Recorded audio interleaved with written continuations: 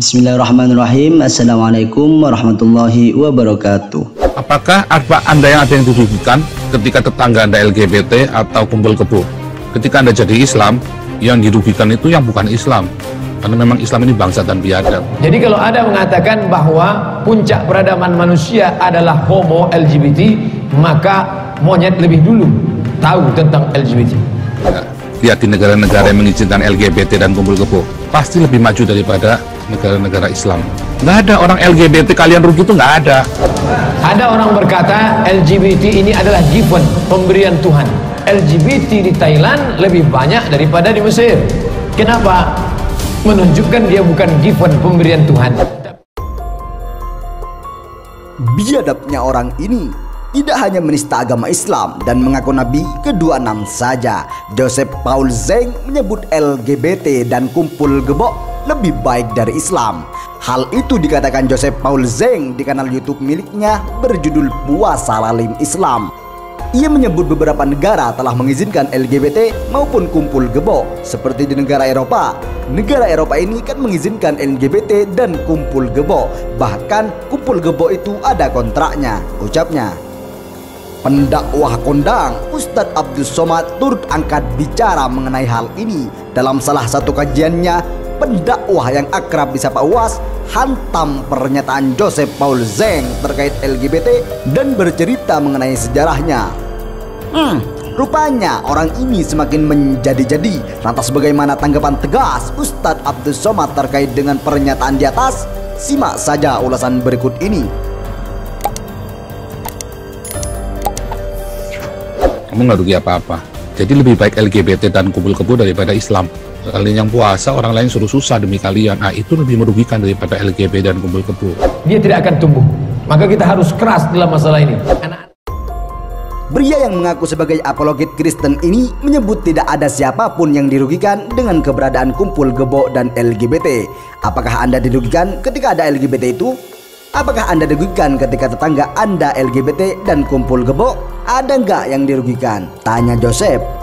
Joseph membandingkan antara LGBT dan kumpul gebok dengan agama Islam. Ia menyebut Islam merugikan orang lain. Kalau Anda jadi Islam, ada nggak yang dirugikan?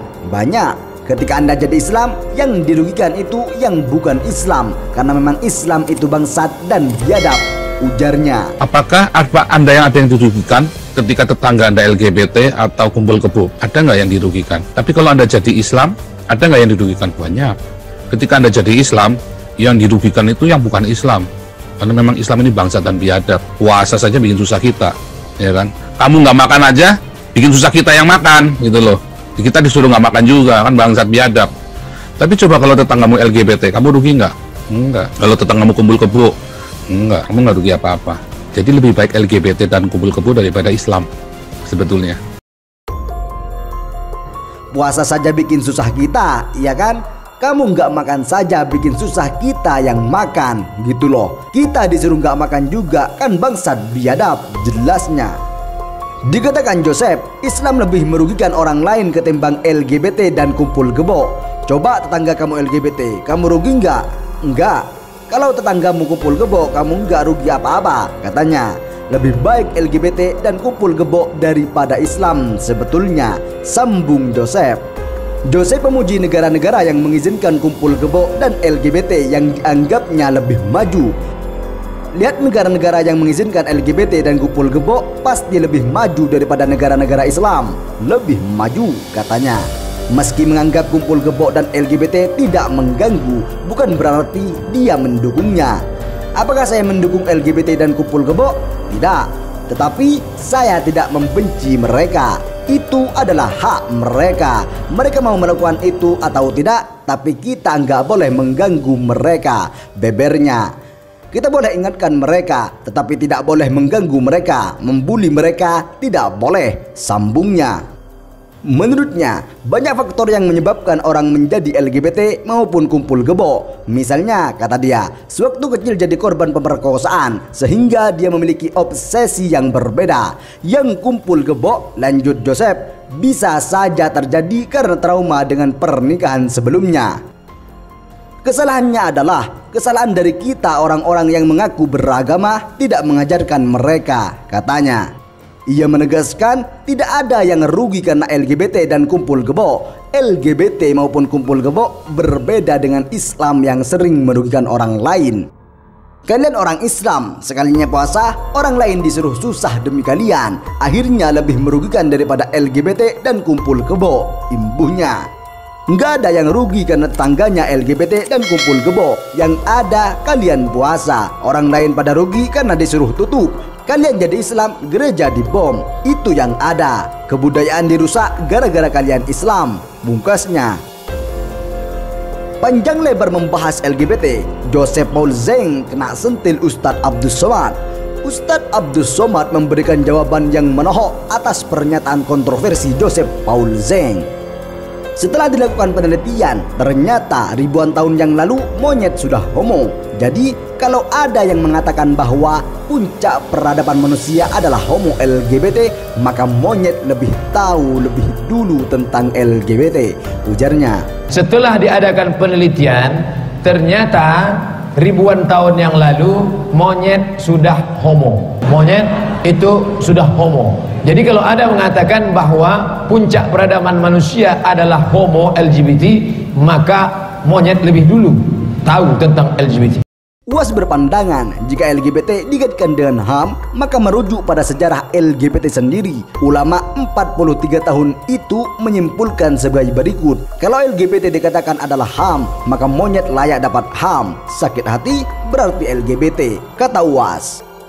Kemudian UAS turut mengomentari orang-orang yang mengatakan bahwa LGBT merupakan salah satu pemberian dari Tuhan. Pria lulusan Al-Azhar Mesir itu meluruskan anggapan tersebut. Ada orang berkata LGBT adalah given, pemberian Tuhan. Kalau pemberian Tuhan, maka sama antara LGBT di Mesir, di Indonesia, sama di Bangkok, Thailand.